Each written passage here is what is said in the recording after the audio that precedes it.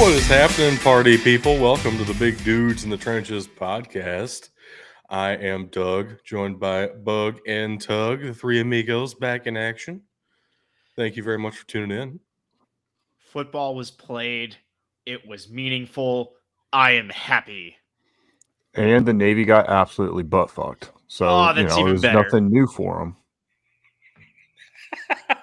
That's what they signed up for. No, there's no such thing as unmeaningful football in college football. So get your head on the NFL, freak. if you had paused there, I was going to say, no, there is. It's called the NFL preseason where your fantasy players just get injured. That's why you don't draft during the preseason. You wait till the end.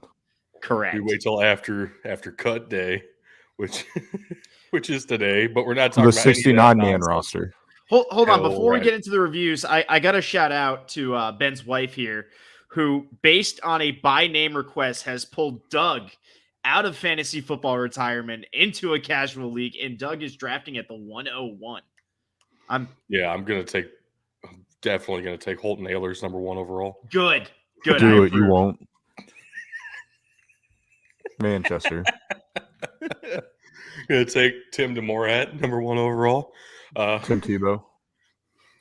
Tim DeMorat was definitely the only reason that Fordham was any good. Anyway, we'll get there in a moment. We have several games to review from week 0, and then we'll have a little bit of discussion on what it's going to look like going forward, because week 0 is definitely different than normal. Week 1 is on the way, though. We have big things coming for the show and in all of college football, of course. Very, very excited that the season is officially underway. I went and saw a game in person this weekend. Felt incredible. With a floating scoreboard and all. Yeah, and I actually kind of appreciated the weather delay because it was 100 plus in Nashville, and then the rain came and it was like 78, and it was very comfortable at night in Vanderbilt Stadium. Half of Vanderbilt. Well, for Hawaii too, but we'll get to all that here in a minute. Anything else you guys want to shout out before we get into the games? We have games to review. It's been an entire year since that happened. I don't have anything to shout out right now. I definitely have stuff to talk about at the end, though. So we'll get there. We'll get there. I bet. Leaving us on a cliffhanger. I like it. Is it, though? Not really. We have stuff to talk about until then. We'll go in the order that these games were scheduled. That's not exactly how things ended up, but I didn't want to change up the slides. So it is what it is. We're starting with the one that came first, which was Navy against Notre Dame in Ireland. 32,000 people traveled to Ireland from the United States, and in addition to all the people that were in Ireland and people who came from other countries. Almost all of those 32,000 were Notre Dame fans, and they were very happy. We got it all correct. Picking Notre Dame here. It was under the average, though. Notre Dame did perform under average. Technically correct, but also, why did they have to try anymore? Sam Hartman threw 4 touchdowns, and then was like, that's probably fine.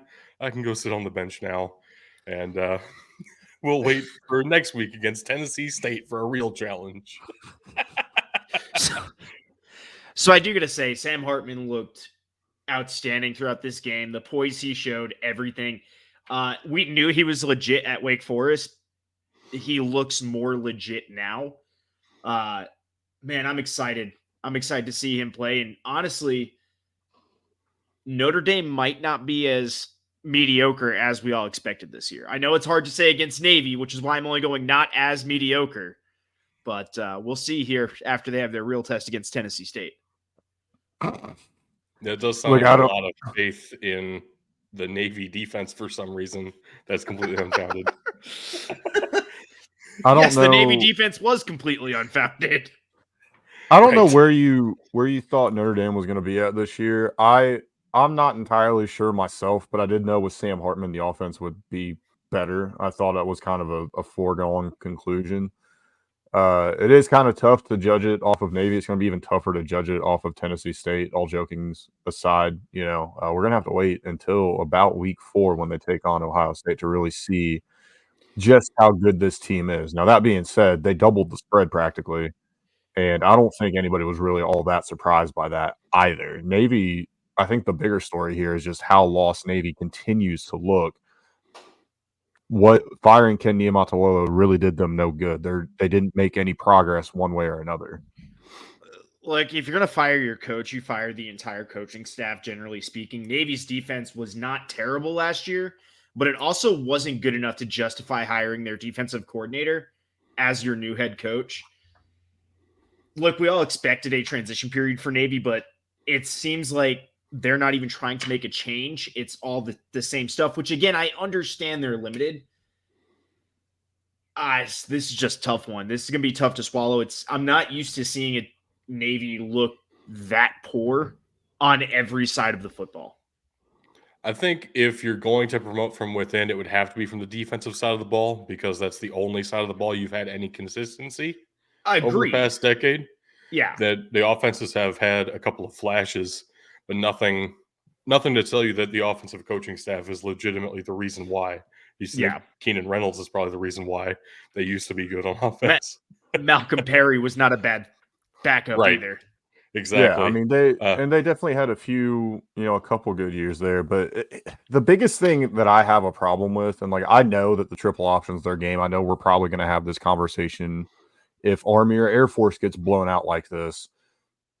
I know that there's not a lot of practice that's put into passing, but you get down that bad and you're like, you don't have anything in the back pocket. You only make 7 pass attempts the entire game. Like, I understand, triple options, what you live and die by, but this is horrible. Where I say they look bad too really comes down to, like you said, the triple option. I'm not expecting them to come out and pass. I am expecting them to control the clock at least to some degree, and they could not get anything going. Navy had keyed their fullback, and it seems like he's their only player on that offense that can make a play. That's going to be a long season for them. If they aren't, like, it's one thing to be single-sided with just a run game. It's another thing to be single-sided with one player that can actually move the football. I do want to be a little bit positive here, so we'll flip back to Notre Dame for a second. So I did not really trust that Sam Hartman was going to look this good this quickly at Notre Dame. There was a bit of a concern for me that Wake Forest really has a pretty simplistic offense. And the way they play the offensive side of the ball does help, like it keys in on Sam Hartman's strengths as a player. Getting into a more of a pro style offense is usually a lot more difficult. I think this is the best move for him if he wants to see the NFL because it gets him exposure to a new style of offense that is closer to what pro style offenses actually look like. I didn't expect it to be this easy for him, though. I mean, 300 yards, 4 touchdowns before he sat for the rest of the game. Ended up 42-3. Sam Hartman looked totally comfortable. Yep. I was surprised. And I wonder too, there's been so much talk about the transfer portal and all this other stuff going on in college football and how it's a bad thing, yada, yada, yada. I really do think that in this case, at least for Sam Hartman, the transfer portal was absolutely a good thing. And how could you not think it was a good thing for Sam Hartman right now? Well, I agree completely. I have one more thing to add on this game, but it's going to be the last thing before we move on. Do you guys have anything else? Go for it. All right. To whoever posted on social media that the Americans have exported the beer snake to Ireland, you could never have been more wrong. They know what that is. They do it themselves at soccer games. This was not the first time they had seen a beer snake. In fact, it's probably one of the smaller ones they had seen. Did they run out of beer this year like they did last year? I don't think so. They learned their lesson. They planned a little bit better, and they were bringing in some Irish Catholics from the United States. They had to prepare better. So, I mean, no offense to Nebraska drinkers, but Catholics are known for it. That's a different level. Damn right. Next up, we had an FCS game on mainline ESPN. North Alabama against Mercer in, I think this was the Chick-fil-A kickoff game. Like, Yep. they're Yeah, really FCS elevating the kickoff. FCS this year. Pretty awesome. Will say this game took almost 6 hours because of a weather delay. That's kind of brutal. Don't think it really affected the outcome too much, although it was, I think, 7-7 at the break. And It definitely did affect the outcome, I think. okay. I did not get the opportunity to watch the entire game because no place where this game was available did they edit out the hour and a half Right. long break, and I was like, nope, we're not. Even if I can scrub through it, I'm not messing with this. Oof. North Alabama, I watched some highlights, and the announcers gave them credit as well. Even the bits and pieces I saw, they were pressing the ball down the field. They were pressuring Mercer. They did not make it easy for them. They really had a lot of opportunities to win this, and Mercer, frankly, shot themselves in the foot. If they weren't so much better than North Alabama, we could have seen a similar situation to that Fordham-Albany game where things just did not go right for Fordham at all. We'll get there in a minute. There was a field goal that Mercer missed that would have tied it at 10 and would have really carried some momentum for North Alabama. But, when you kick it off the back of your center, that makes it hard for the ball to go through the uprights. Yeah. Mercer also muffed a punt and had a fumble inside North Alabama's 10. Otherwise, this game could have been completely different score. That muff punt led to North Alabama's touchdown.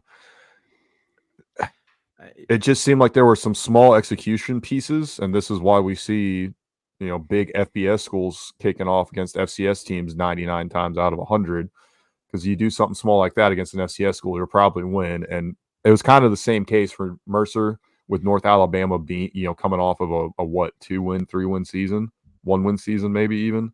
Right. I don't think North Alabama is going to be that bad again this year. They're going to have a much better squad. I will say that, kicking the field goal into your offensive line, muffing the punt, fumble inside the 10, those are going to be a theme here for the next at least few games, at least about week 0 mistakes. Like, these things happen, especially in week 0. And again, that's why you see a lot of these teams play cupcake opponents in week 1, or week 0 in this case. Mercer is able to pull it out, but yeah, those week 0 mistakes, simple mental mistakes, are going to be a theme throughout the rest of the show. That is why the NFL has a preseason. That is exactly we have week 0. And week 0 is beautiful, and we love it very much. It is. Facts. So we all got that one right, though, at the end of the day. Mercer's just out-talented them. Love that. Yep. Very nice for the record books for us. Next up, that's about to end. At Jacksonville State. Bug stays a perfect 3 for 3 here. Jacksonville State wins their first ever FBS game, 17-14 against the Miners. And oh my gosh, UTEP was coming back with a vengeance, but they really hurt themselves early and had no shot of actually completing that comeback. Man, 3 turnovers is a killer. All 3 of them were in key moments when the team was driving. Gavin Hardison needs to figure out what's going on back there. Now, 1 pick, I understand. Even 2 picks, it's the fumbles that get me. I never like when somebody fumbles. Yeah. And Jacksonville State did this all on the ground. Pretty much. Navy should take notes. Jacksonville State only had to open the year next year. Well, hold on. Jacksonville State did pass the ball 20 times. They did. Navy should take notes. Well, yeah. Only got 67 yards.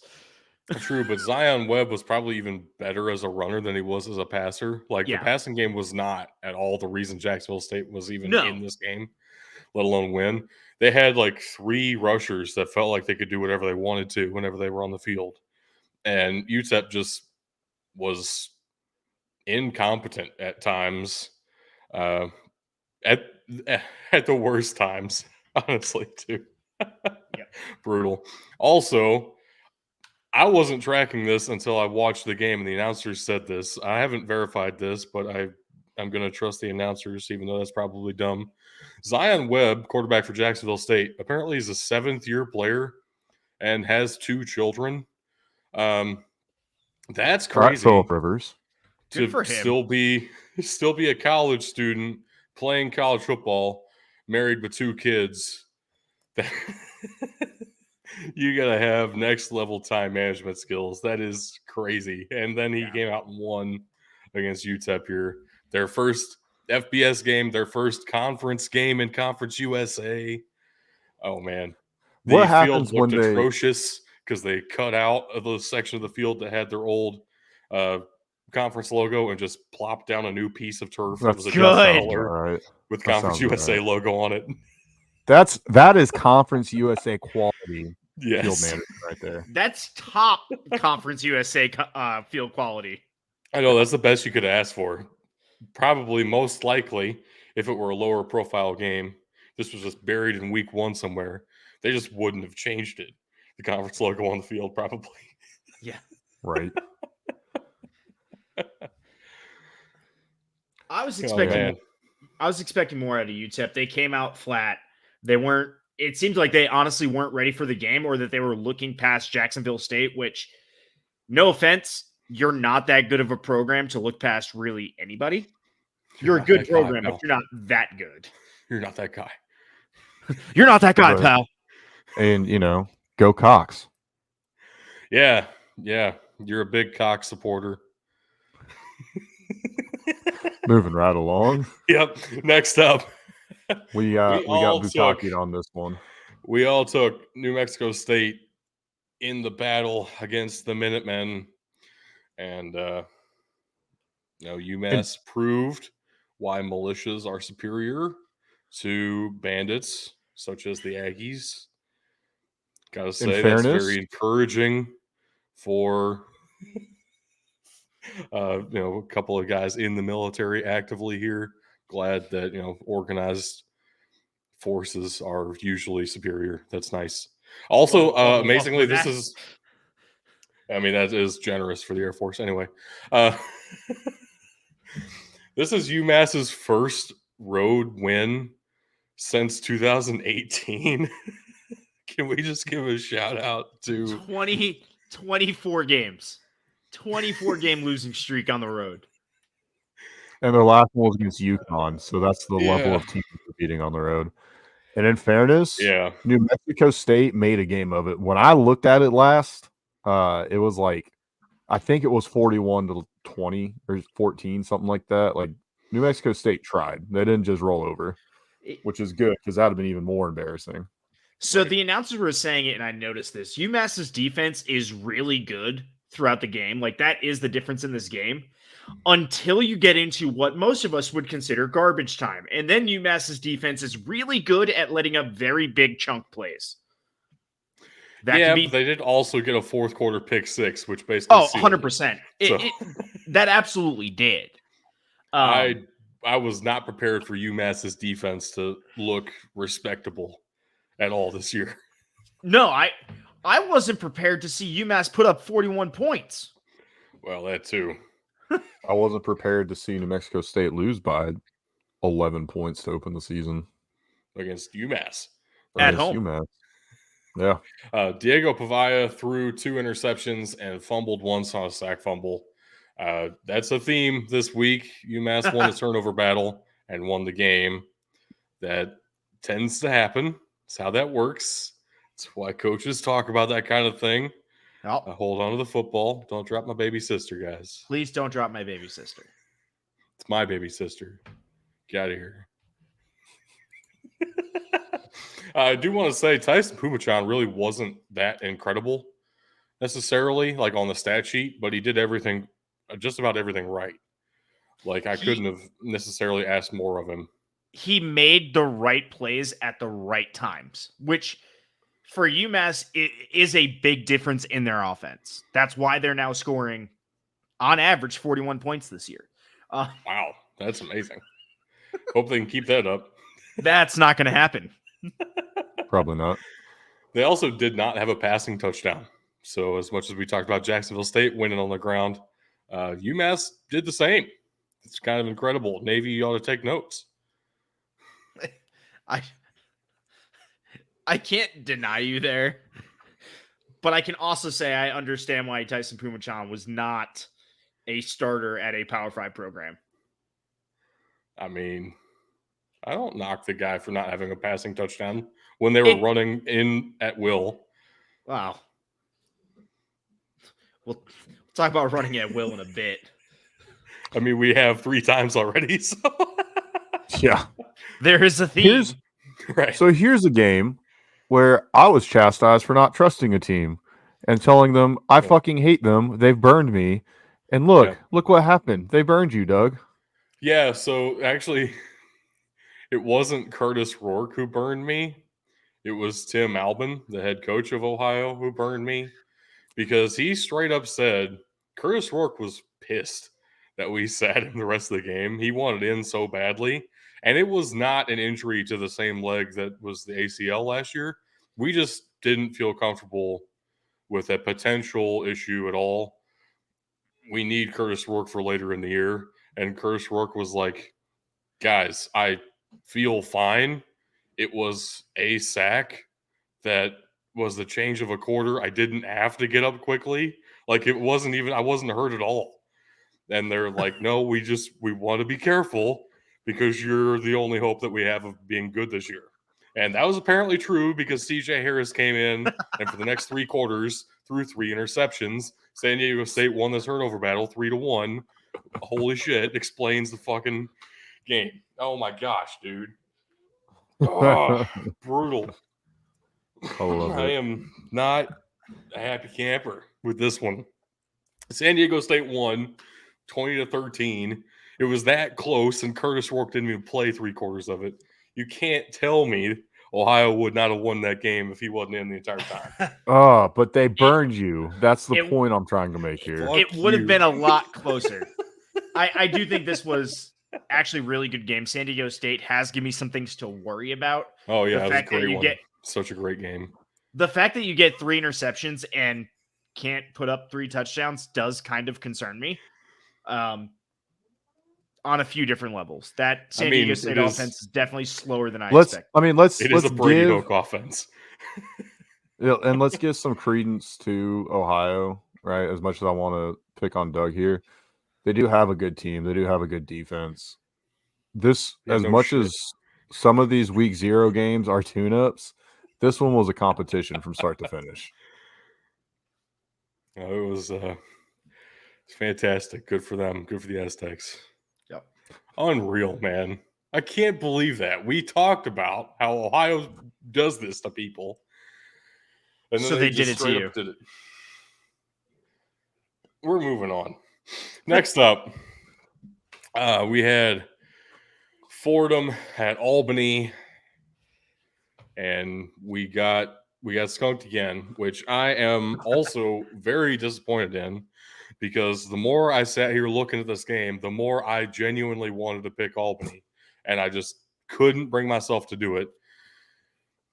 Especially looking at the score last year, especially looking at Fordham was bringing in a brand new quarterback who hasn't really even started before anywhere, and he's coming into Fordham now where he's expected to perform at the level of they're used to Tim DeMore at. I mean, that's a high bar to clear when you have a guy who's passing for over 4,000 yards a year the past 2 years.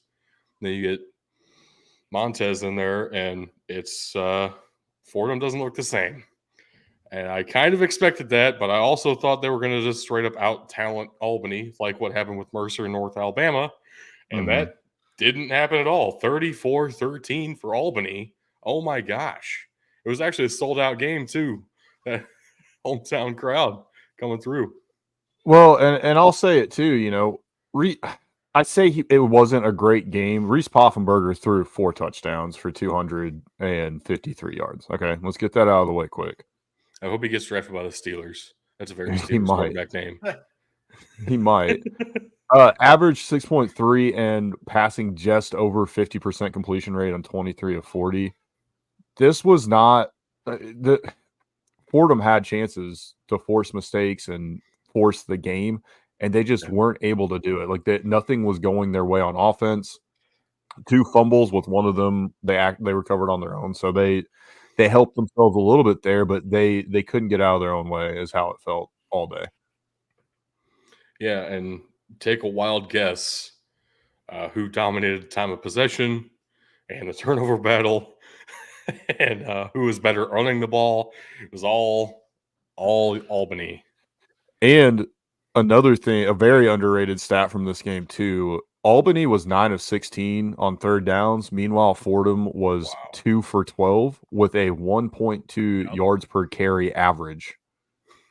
Yeah, that's They game weren't breaking moving in the and of ball. itself.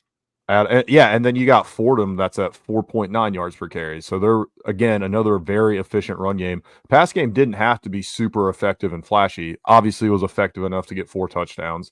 Obviously, it was effective enough to throw for over 250 yards. But you can afford to miss almost half of your passes when you're running the ball almost 5 yards at a time. And I don't think any of their running backs had – I think all their running backs had about a 6 yard per average, yard per carry average.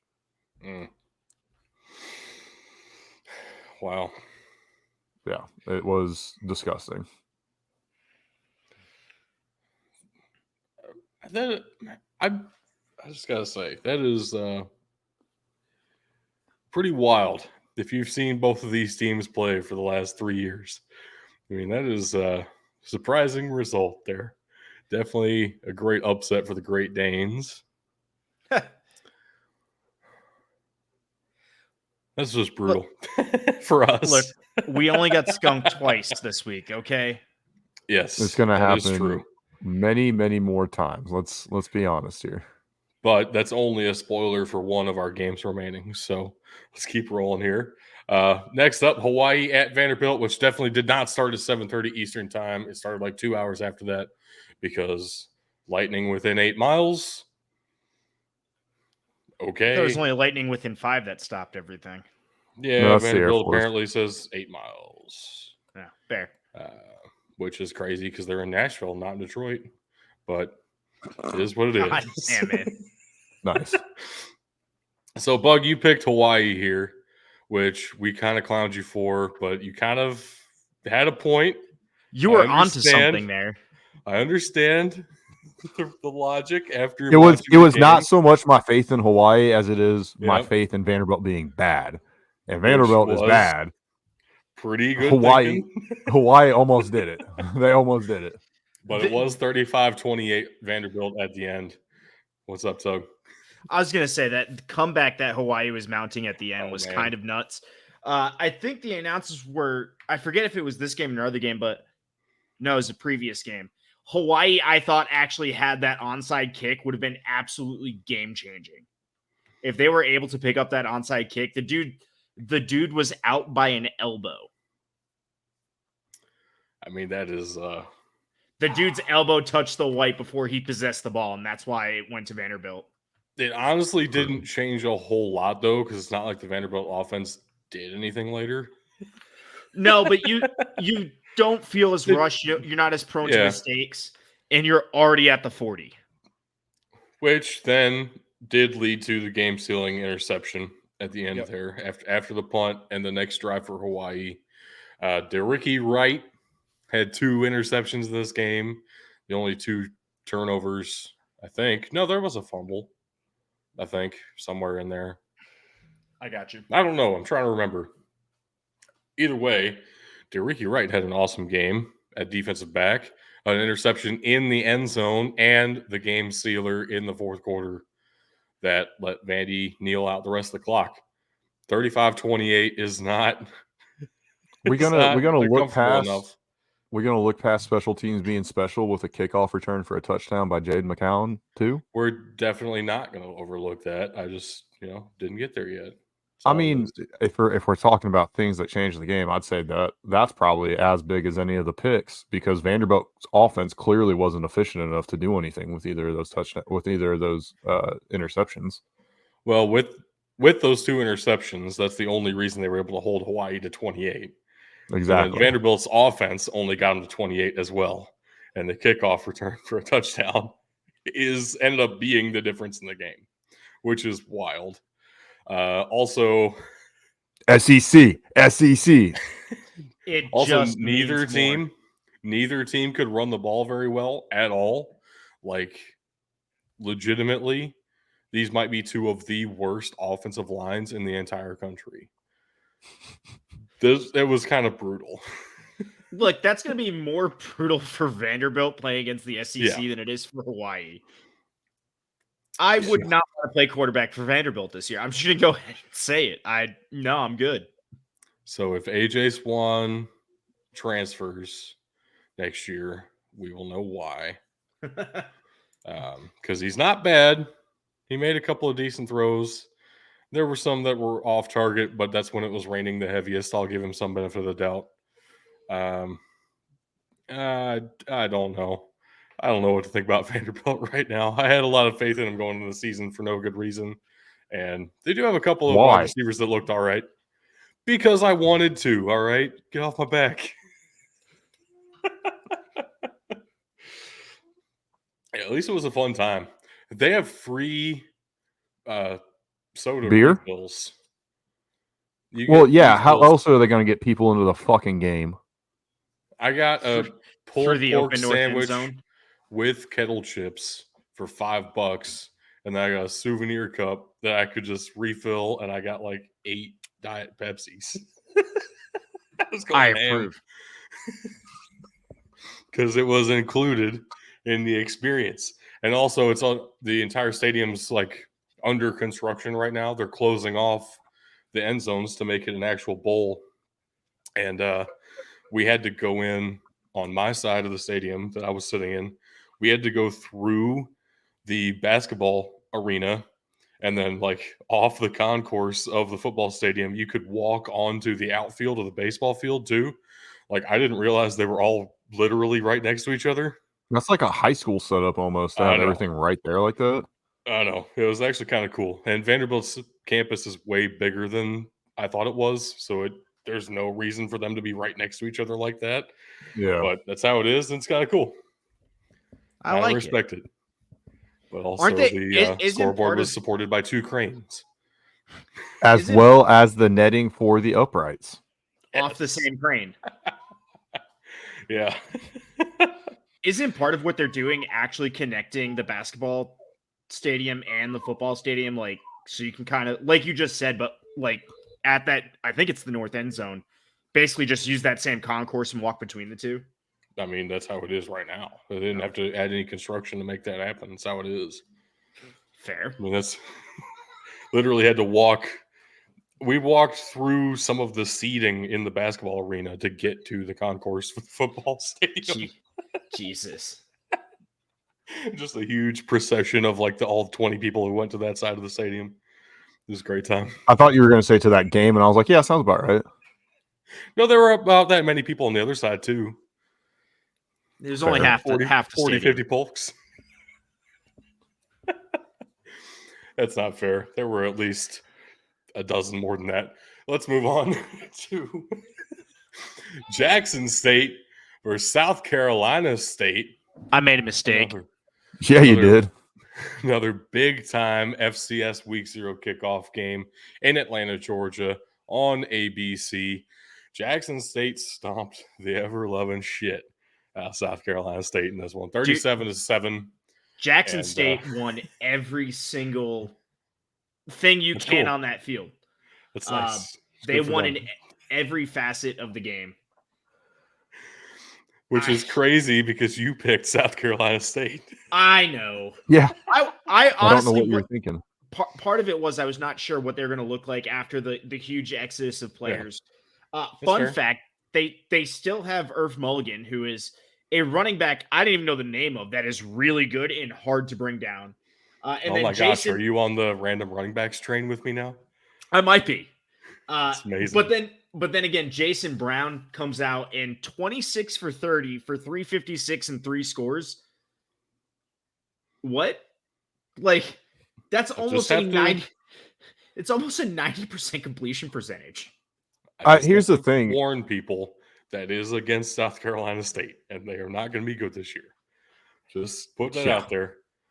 Well, but here's the other thing you got to consider too, John. And I wanted you to stick with South Carolina State because I wanted to take a lead selfishly.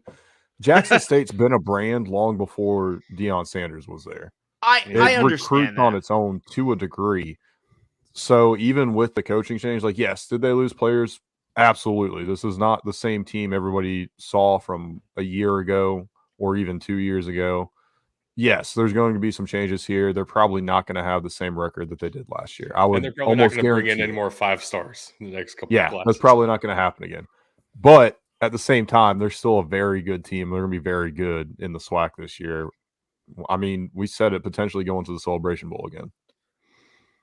I do want to say that, and we highlighted him in our previews, and it was absolutely legit. Patrick Godbolt is a defensive tackle for South Carolina State. Fantastic name.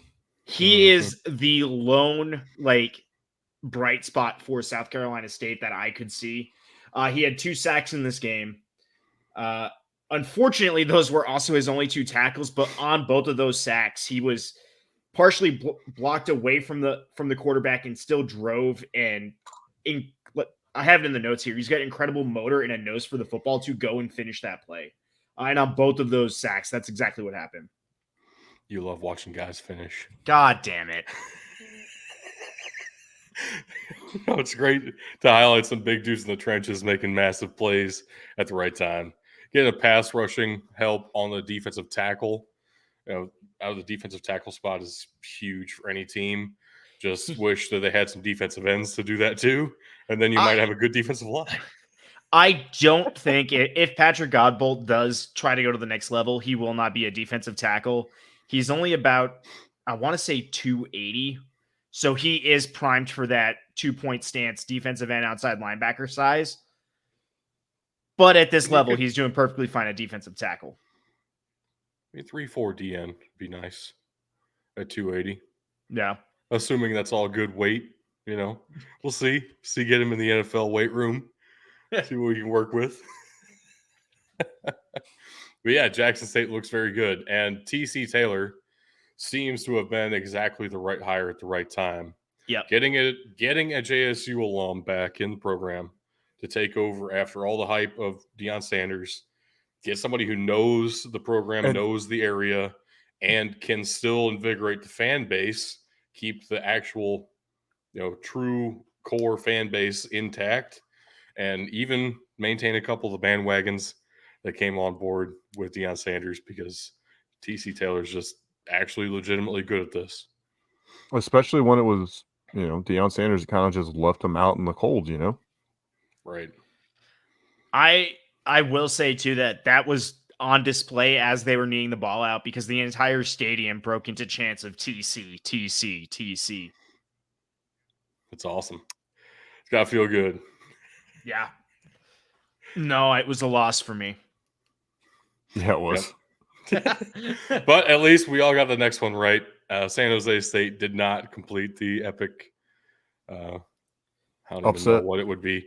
It's not. That's not an upset at that point. That would be something way beyond that. I don't know a good word for it. That's why I was pausing. USC might be in a lot of trouble this year, though. Yes, and I do want to get there. But if San Jose State won this, I would have legitimately. I don't even know what we're gonna. I'll think about it because it will happen this year. I'm pretty sure. USC did not look that good at a couple of really important spots. Here's 2 things that we know for sure about Southern California, which I think we all already knew, but were very much confirmed by this game. Number 1, Caleb Williams is good at football. Yep. Good to know. Yes, he is. Shocking. It's important. Number 2, the entire USC defense sucks at football. Look, are we sure that USC didn't accidentally join the wrong big conference? Because tell me this doesn't feel a lot like 2019 Oklahoma vibes right now. Yeah, so they should have gone to the SEC with, with Texas and Oklahoma. The No, no defense conference. That's what it's all about. That's what the SEC is known for, right? Just having shit Yeah. defense. It just means more points. I meant they were supposed to go to the Big 12, but hey, I so know be it. what you were meaning. We know what you meant. You terrible You stereotyper. ruined it. You ruined it. Good. All right, so I do want to shout out San Jose State last year averaged 95 rushing yards per game. It's really not Solid. that bad. 100 yards a game is awesome. If you can do that consistently every time from a single player, you have a great player on your team. From a team, 100 yards a game, really not that good. They were at the bottom end of the entire country in the FBS in that statistic. This game, they rushed for 198 yards. They said they were going to fix the running game, and they did. They over doubled their average per game last year against what is supposed to be one of the best teams in the entire country. That's a problem for the supposed best team in the entire country. Also, Shaven Cordero threw for 198 yards. Crazy. That's the same exact total yardage as they had rushing the ball. Talk Threw about for balance. 198 as well. And 3 touchdowns with no interceptions. If USC cannot create turnovers the way they did last year, this defense is going to be exposed once they have a true talent match in any game. Just might not USC be until was they play able to Utah. out-talent them. That's going to be about the only time it happens this year. Or Notre Dame. They play Notre Dame. That's right. I've been trying to tell you guys there are several teams in the Pac-12 this year who are legitimately solid at a lot of things. I think USC is going to struggle with Washington. I think they're going to struggle with Oregon this year. They're going to struggle with Oregon State. They're going to struggle with UCLA. There are some things that those teams do that USC cannot match. The physicality, the strength on defense, the actual good scheming on defense. Hey, Alex Doug. Grinch is one of the worst defensive coordinators of all time. Hey, Doug. There was one of those teams that's still going to be in the Pac-12 next year. Mm-hmm. So I will continue to not care about them. But the other ones, when they switch conferences, I'll care about them. You're only doing this to hurt me. I know you don't actually mean it because Oregon State is in the top 25 right now, and they're legitimately awesome. All right, so I will say this. I'm not buying it. It feels weird to say this. USC's defense might have a real litmus test next week. Not because they're playing a good opponent, but because if they put up this same performance, I will be the loudest person calling them pretenders. As they play. I'll be talking over you the entire time. He's ahead of you. He's already ahead of you. Oh, I'm ready to call them pretenders now, but if you can't get a turnover against Nevada, you have a problem. I mean, we'll see. We'll see. I do also want to say one thing that looks really good for them, other than Caleb Williams, I'll say, is their true freshman wide receiver, Zachariah Branch, who had kick return touchdown and a receiving touchdown, looked phenomenal. Other than that, though, fascinating to me that the other receivers who caught touchdown passes were all transfers. I think this is more indicative of the level of talent at USC before Lincoln Riley got there, as opposed to what Lincoln Riley's been able to do in recruiting. But it is still interesting to me to have a team full of transfers. That's kind of what everybody's criticizing Colorado for right now. And nobody's talking about it with USC, even though all the different touchdowns for wide receivers came to former Memphis Tiger Taj Washington, their true freshman, the one guy that they recruited, Zachariah Branch, who caught a touchdown. It's awesome. Former Arizona Wildcat, Dorian Singer, and former Colorado Buffalo, Brendan Rice. That is wild. Here's the thing. Aside from Arizona, and even Arizona for that matter, all three of the transfers came from bad programs, or traditionally bad programs. Arizona, you maybe argue traditionally good. Same thing with Colorado. Colorado and Arizona have been awful in the very recent past. Memphis has been historically horrendous, and Taj Washington left because he wasn't being utilized well there. So, I mean, it's Why No. would anybody suspect that this would be a good receiving core? I don't Because they have blame Caleb Williams throwing the football. I don't blame the receivers for transferring to USC. I'm just finding it curious that they haven't really developed their own guys necessarily right now.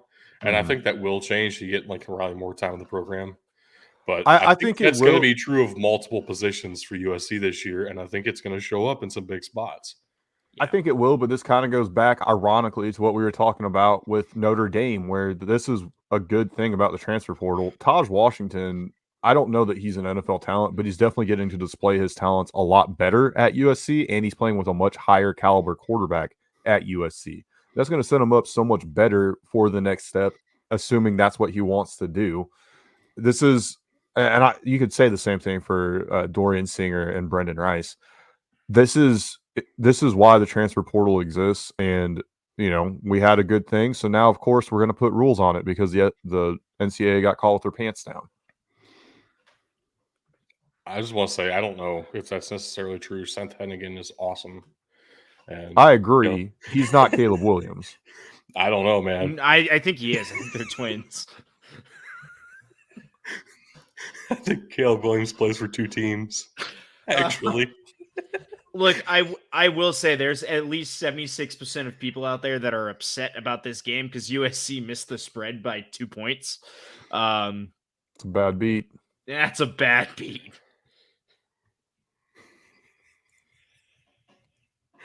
I'm still laughing at my own jokes. We got to move on. Final game of week 0, Louisiana Tech hosting the Florida International Panthers. Tug, what are you doing? Hey, this game, I thought for about the first quarter, I was onto something. Yeah, that's how Florida International gets you. I thought I was onto something here, and then I very quickly was not onto anything. Yeah, FIU had a 17-3 lead at the start of the second quarter. That is wild. First of all, I don't think FIU's ever scored that many points in a quarter in their history.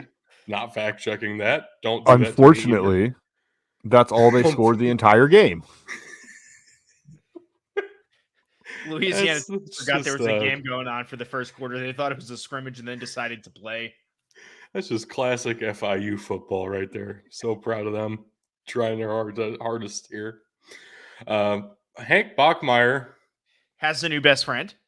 Threw an interception in the first quarter, which is a big reason why FIU got that 17-3 lead. Didn't throw another one, ended with 333 yards, 1 touchdown, only that 1 pick in the first quarter, 34 for 44 passing. That's a really awesome stat line, especially when you pair it with wide receiver Smoke Harris, which, first of all, that's a really cool name. Love it. Second of all, 155 yards and a touchdown on 11 catches. Holy smokes. I love the other little tidbit you have here. Yeah. If Smoke Harris keeps this up, he will beat his own yards and touchdowns totals from last season in week 5 this year. So, keep going. Keep it up. It's just awful. Yeah. Like I said, it looks like Hank Bachmeier has a new best friend, and it seems very obvious to me that Louisiana Tech is trying to get to more of an air raid style offense, and that's going to work well for them. Well, and I think the other thing you got to look at too, Louisiana Tech, Louisiana Monroe. When you look at the state of Louisiana and Louisiana football, all right, Tulane, LSU. I'm probably and ULL. I think it's just Louisiana. Just now, UL, right? yeah. No, UL is Louisville.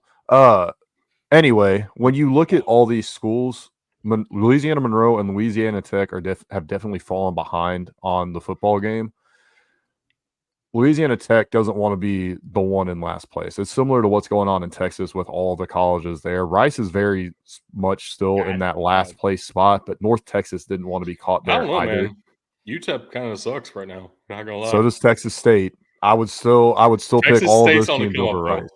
Yeah, that's what I'm saying. That's what I'm saying. Nobody wants to be stuck in that last place spot, and that's what we're really seeing with Louisiana Tech. Before this week, we had said UTEP was on the up. Yeah, and we haven't seen Texas State play yet, so I can still say that about them. Let's go Bobcats. I knew UTEP sucked, though. That's why I didn't pick them. Crazy, right? Yeah, I gotta don't stop. believe you. Okay, well, he did, pick against UTEP. I know he did so pick against them. that's pretty good evidence for what he's saying, that he didn't pick them and didn't believe in them. Gotta say, that's pretty solid.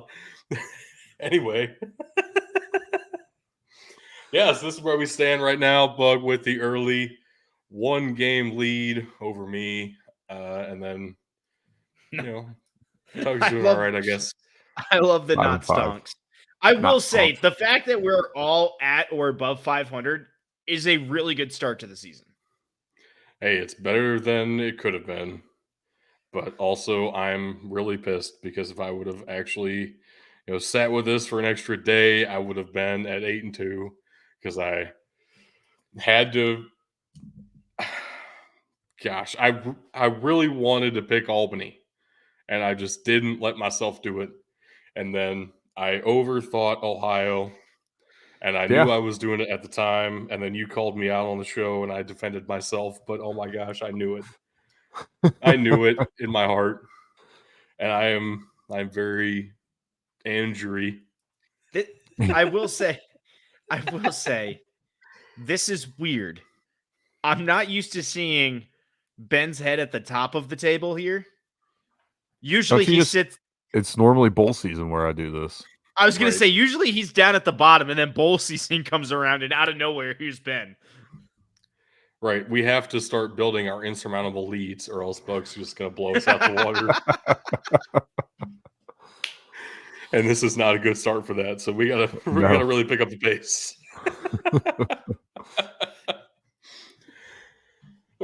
All right. I did have 2 prospects we wanted to preview in week 0. Will Shepard, wide receiver for Vanderbilt, caught 2 touchdown passes, 6 receptions for 68 yards. Damn it. Did actually have probably 2 drops, which not a good look. Also, it was raining. A little bit of benefit of the doubt, I guess. Also, felt like he really wasn't getting targeted that often in the first half. And then to open the second half, the coaching staff remembered, hey, we ought to target our biggest player on offense. And so he got force-fed the ball 3 times in a row, and they got like 3 first downs out of it. So that's really cool. Crazy how that works. One of the reasons I picked Will Shepard is because I thought this would be an awesome test matchup against Hawaii's 6'2" Verdell Edwards that they play at corner. What I didn't realize at the time is that Verdell Edwards is listed at corner, but practically plays a third safety role. And what I mean by that is he is lined up on the outside, but he never plays in press coverage. He is always 10 yards off the line of scrimmage in a zone, even though he's technically lined up as a corner. That really created some easy matchups for Will Shepard, not going to lie. Cut inside of Verdell Edwards, and that's how he got one of his touchdowns. That's how he got another first down.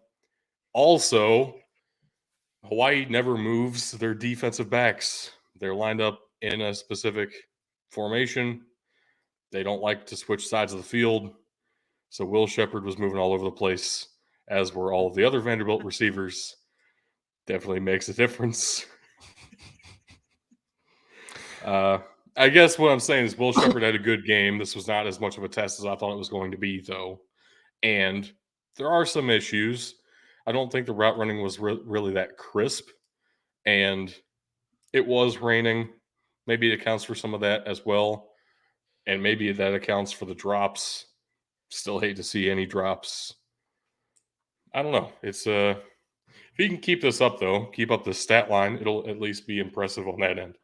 Know that for sure. Yeah. If he ends up with 24 touchdowns this season, that'd be something else. That'd be impressive. Vanderbilt would actually, win more games than they lose, I think. I don't know. They Whoa. might lose a lot of games 48-14 if he ends up with 2 touchdowns a game. That's very possible as well. Next up on the defensive side of the ball, praise Mehule. Actually corrected the slide this time. He does play for UTEP, not UTSA. Very exciting. Good stuff. And he did have a sack, which he started the game with. So I don't know why it's that impressive, but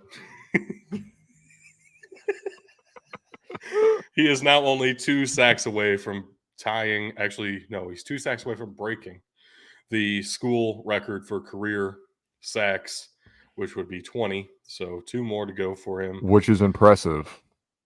I know, it's crazy. He's accumulated that many sacks. I guess he's just ripping them off the quarterbacks. I was gonna say he's Which 1.5 is brutal. sacks from tying it.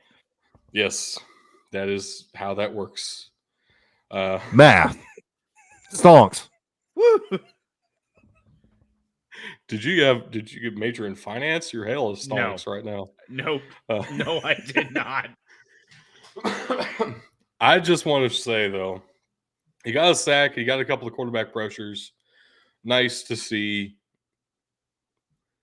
At the same time, oh my gosh, the entire UTEP defensive line is awful at run defense, including Praise Melee. Like, there were some times they would run right at him, and he would get out of position, take bad angles. It looked really rough. He had one really awesome play where he was kind of getting blocked and reached out with one hand and happened to be able to catch the guy. That's cool. But overall, it looked like he didn't really know where to be in run defense. That's going to really limit his draft stock.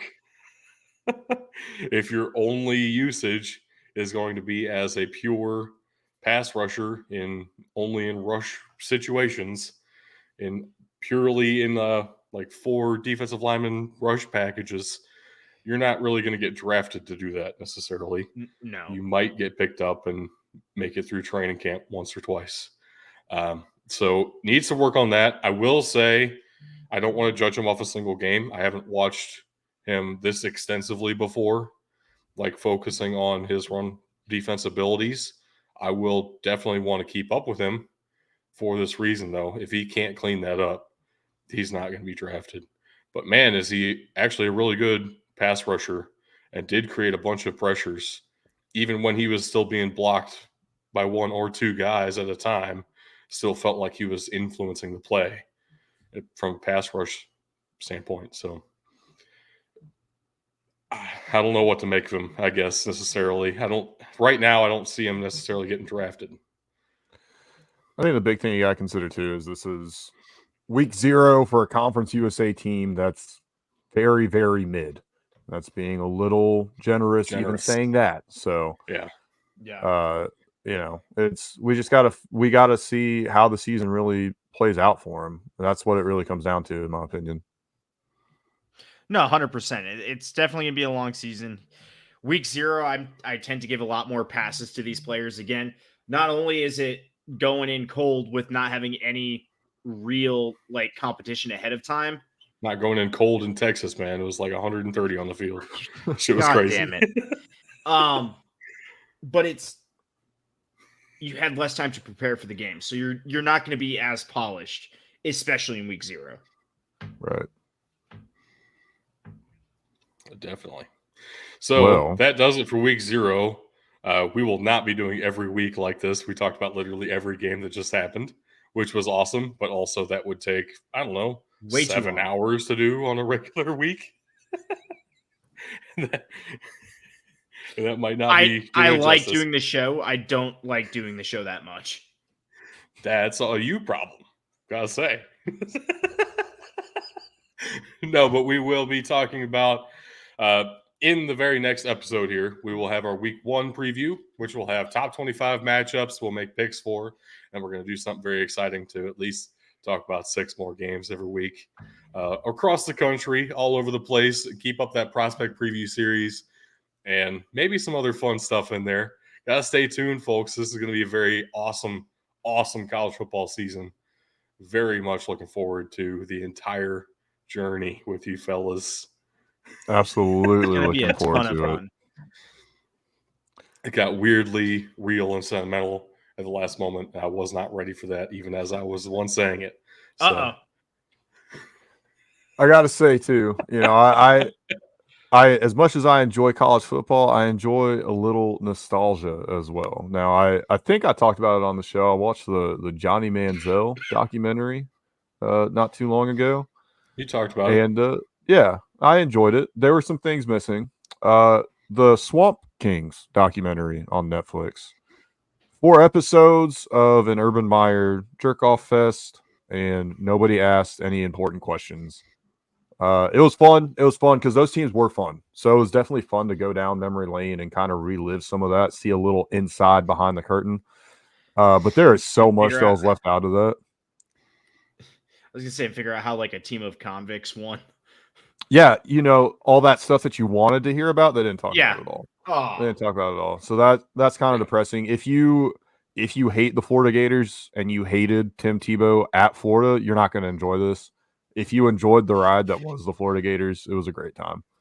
But man, See, I enjoyed Tim Tebow at Florida, and I enjoyed like Percy Harvin at Florida, that kind of yeah, stuff. But very, very little else about Florida that I actually liked at that time. So I will be it- abstaining. yeah. If you Yeah, you could just skip the first episode then. Just start on episode 2 and watch through the end. Conversely, though, a actual good documentary on Netflix because it wasn't done by Untold is the Muscles and Mayhem, the American Gladiators one. Because like 3 of those guys were strike NFL players, and they found their way into the American Gladiators. That one's actually a good time. So enjoy that if you're looking for a random documentary to watch. I've also heard that the documentary on Bishop Sycamore on Max is oh legitimately my. really good. Oh my God, there. Okay, I know what I'm doing tonight. I think it's Yep. called BS High. It is. No It shit. is. All right. Well, I'm And watching that tonight. Thank you. Thank you for the tip. yeah, that's going to be a great story. We will report. I'll report back on Thursday with All my right, findings that's of good. it. I'll do a little breakdown of it then. Uh, Tug, we're gonna let you read read our links off here in a second. So, But I just want to let everybody know before we do that, we'll be checking out Beast named John, also known as John Beast. He's playing some Madden, it looks like, and like I said, we're still ironing out some things with our Madden streams that we got coming up. So we will Oh my gosh, is we'll that get the to first doing time that we've here. actually said that on air? By the way, Is it? I think it is. Just We're casually dropping ironing in it there. out. Yeah, we're ironing it out. It's gonna take a bit. We got a few things to figure out. I think is probably the nicest way to put it. But we'll Yeah. get there. We'll get there. There's a reason we're raiding Madden streamers. All right. Yep. I will say before I get into the links, there is a big name college kickoff game. I believe it's on Thursday this week. Believe it's also a weird neutral site. I think Utah's technically the home team against Florida. So that is, I believe, a Thursday night game. Nope, that's a real home game for Utah. It was in the Okay. swamp last year. Okay. Yep. Either way, Thursday, not Saturday. So week 1 starts while we are streaming. Yes. Doug, you're going to have to choose between Pac-12 football and streaming with I'm us. going to record it and watch it right immediately afterwards. What's going to happen? It's in Rice-Eccles Stadium, which is one of the most beautiful stadiums in all of college football. Y'all haters. It's going to be in I the will Big 12, so you probably- can actually approve of it in a couple of years. I will probably have the game on behind me as it's going on. Yeah, don't do that. We'll get taken down, please. Don't do that. You can't see my TV. I could right then when you swiveled. You see the corner. Yeah. It's That's Disney, enough. bro. Look, the That's so fast. the NFL hasn't taken us down, and I've done this with the draft at least 3 times. He's still scary. I'm terrified. Don't do it, please. Read us out, John. All right, ladies and gentlemen. The links will, as always, be linked in the description below, but I will read them here for you as these two lovely gentlemen require me to do every week. Well, it's part of your contract with us, actually. So I haven't seen this contract. So if you want to renegotiate, we can discuss that at a later time. You're signed on for another 4 years with this deal, though. So All right, but ladies and gentlemen, you can find us at patreon.com/BDTfootball, x.com/BDTfootball, facebook.com/BDTfootball, instagram.com/BDT_football, BDTfootball.com, mailbox at BDTfootball.com, youtube.com/@BigDudesInTheTrenches. Our Discord link is scrolling and it will be linked. I'm sorry I'm not reading it out. You have BloodlineNetwork.com with our new great friends over at the Bloodline Entertainment Network. This will be fantastic. I'm excited for this season. I'm ready to get rolling. How about you guys?